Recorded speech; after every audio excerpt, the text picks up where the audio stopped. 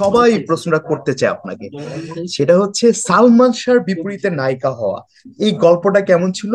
সেই ছবিটার অফার আসলো কিভাবে, এবং Salman Shah as co artist কেমন ছিলেন? তখন তো আমার সাথে অনেকগুলো ছবির কাজ চলছিল। তো সবাই আমাকে নিয়ে কাজ করার জন্য খুবই উদ্যোগী ছিলেন, অনেকগুলো কাজ করছিলাম তখন। আমি রানিং ছবি ছিল আমার। স্বপ্নের ঠিকানা বলতে গেলে আমার প্রায় 12 কি 13 নম্বর ছবি হবে আমার। তো স্বপ্নের ঠিকানা ছবি যে ডিরেক্টর এবং প্রডিউসার তারা আমার বাসায় গিয়ে আমাকে সাথে কথা বলতে গিয়েছিলেন। তো ওনারা পছন্দ করলে স্ক্রিপ্টটা শোনালেন আমাকে। তো বললেন, ভালো লাগলো, কাজ করা শুরু করলাম এরকম। আর যদি সালমানের কথা বলতে যাই, অ্যাকচুয়ালি ও অনেক ফ্রেন্ডলি ছিল সব সময় সবার সাথেই, এবং আমার সাথেও। And সবচেয়ে যেটি মজার বিষয় হচ্ছে, আমাদের কারোই গাড়ি ছিল না তখন। শাবনূর, সালমান এবং আমাদের কারো গাড়ি ছিল না। তো প্রোডাকশনের একটি গাড়ি দিয়ে আমাদেরকে সব সময় ব্যবহার করতে দিত আর কি, এবং আমাদেরকে হেল্প করা হতো শুটিং এ নেওয়া আনা সবকিছুই।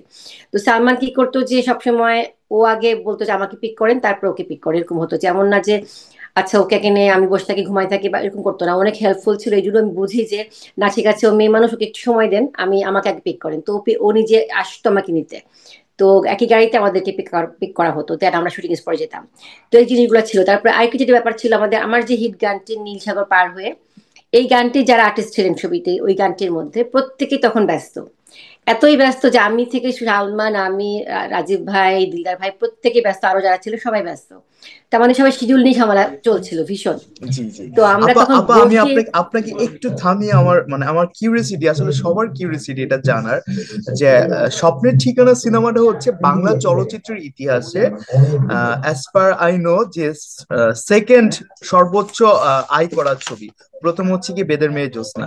তো স্বপ্নের ঠিকানা ছবিটার এত বড় ব্লকবাস্টার হিট হলো, আর এই ছবিতে আপনার দুটা গান ছিল, একটা হচ্ছে নীল সাগর পার হয়ে, আর একটা হচ্ছে তুমি আমার জীবনের শুরু তুমি আমার জীবনের শেষ। এই দুইটা গান সম্পর্কে জানবো, এবং সেই গানের শুটিং এর সময় সালমান শাহ কতটুকু সহযোগিতা পরায়ণ ছিল, শুটিংটা কোথায় হয়েছিল, কি অভিজ্ঞতা ছিল, এই পুরো গল্পটা শুনতে চাই। পুরো সেটের যে কটা শিল্পীর প্রয়োজন ছিল প্রত্যেকে ব্যস্ত, এতই ব্যস্ত যে কারো শিডিউল অ্যাডজাস্ট করা যাচ্ছিল না। কিন্তু 4 নম্বর সেটে বিশাল সেট ফেলা হয়েছিল, বিশাল সেট, সেটা তো দেখেছেন আপনারা সবাই। তো আমরা সবাই মিটিং করে বসে প্ল্যান করা হলো যে কিভাবে আমরা এটাকে আম, করতে পারি। তখন দেখলাম যে কারো তো শিডিউল, সবাই শিডিউল সমস্যা। তো আমরা 3 রাত 3 দিন ধরে শুটিং করেছি। অ্যাকচুয়ালি এটা 2 দিন না, 3 রাত 3 রাত জেগে শুটিং করেছি আমরা। মানে সকাল বিকাল রাত এভাবে করে আমরা 6 শিফটে গানটা শেষ করেছি। তারপরে তো অনেক সিকোয়েন্স ছিল ওইটা ওই সেটের মধ্যে, এরপরে কন্টিনিউ করেছি আমরা। কিন্তু গানটাই শুটিং করেছে প্রায় 6 শিফটের জন্য, মানে সকাল বিকাল রাত এভাবে। সকাল 9টায় ঢুকতাম সেটে, রাত 3টায় বেরোতাম। তো এইভাবে করে আমরা কাজ করেছি ওইটার জন্য। তো সালমান তো অবশ্যই সহযোগিতা করেছে, না হয়তো হতো না এটা।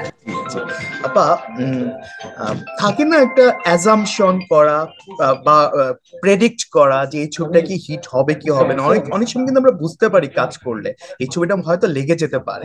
তো আপনারা কি শুটিং স্পটে বুঝতে পেরেছিলেন যে 1995 সনের সবচেয়ে বড় হিট হবে স্বপ্নের ঠিকানা? যখন শুটিং চলছিল তখন কি এমনটা কি মানে আন্দাজ করা গিয়েছিল এই ছবিটা যে অল টাইম ব্লকবাস্টার হিট হবে? এতটা বুঝতে পারি নাই, তবে যেটা হয়েছে যে ছবির যে মেকিংটা অন্যরকম কার্পণ্য করা হয়, মানে সবকিছুতে একটু সৌন্দর্য রক্ষা করা হয়েছিল, জি পারফেকশনের চেষ্টা করা হয়েছিল। ওটাতে খুব ভালো লাগা কাজ করছিল আমাদের সবার মধ্যে। প্রতিটা ক্ষেত্রে কিন্তু দেখবে যত্ন করে করা হয়েছে, হ্যাঁ। তো যার জন্য কিন্তু একটা আশা তো ছিল যে হ্যাঁ অনেক ভালো হবে, কারণ ছবিটির প্রতিটি জায়গায় খুব সুন্দর যত্ন করে গান, অভিনয় এবং সেট বলেন, ড্রেস আপ বলেন, এভরিথিং খুব যত্ন করে করা হয়েছে। এটার জন্য একটি আশা তো ছিল অবশ্যই। আচ্ছা, আমার আরেকটা প্রশ্ন খুব ইচ্ছে করছে যে এটা সারা পৃথিবীতে এটা আমরা দেখি যে একটা সিনেমায় যদি নায়ক একজন থাকে আর নায়িকা দুজন থাকে, যেটাকে আমরা বলি ট্রায়াঙ্গেল লাভ স্টোরি, ত্রিভুজ প্রেম, তখন শুটিং সেটে অনেক ধরনের ইগোয়েস্টিক ব্যাপার হয় দুই নায়িকার মধ্যে, যে আমার সিন কি বেশি হয়ে যাচ্ছে কিনা, বা আমার গানটা বেশি সুন্দর কিনা, বা আমার ড্রেসটা ওর ড্রেস থেকে বেশি বেশি ভালো না। এরকম কি কিছু হয়েছিল শাবনূরের সাথে আপনার? সত্যি কথা বলতে আমার ব্যক্তিগতভাবে কোনো হিংসা কারোর সাথে কখনো ছিল না। এখন আমার কাজ করে না এগুলো। ওর মধ্যে ছিল কিনা সেটা ওই বলতে পারবে, হয়তো ছিল হয়তো না, আমি অ্যাকচুয়ালি কখনো বুঝতে চেষ্টা করিনি, কখনো জানতে চেষ্টা করিনি। কারণ আমাদের চরিত্রের দিক থেকে আমাদের এমন ছিল যে ও গরিবের চরিত্রে, আমি বড়লোকের মেয়ে চরিত্রে, তো চরিত্রের ক্ষেত্রে আমাদের পোশাক আশাক গুলো একটু ডিফারেন্ট অবশ্যই হয়েছে। কিন্তু গানে আবার অবশ্যই শাবনূর ভালো পোশাক পরেছেন। কিন্তু এটা নিয়ে ওর কোনো কমপ্লেক্সই ছিল কিনা বা কোনো জেলাস ছিল কিনা আমি বলতে পারবো না, আমার মধ্যে ছিল না।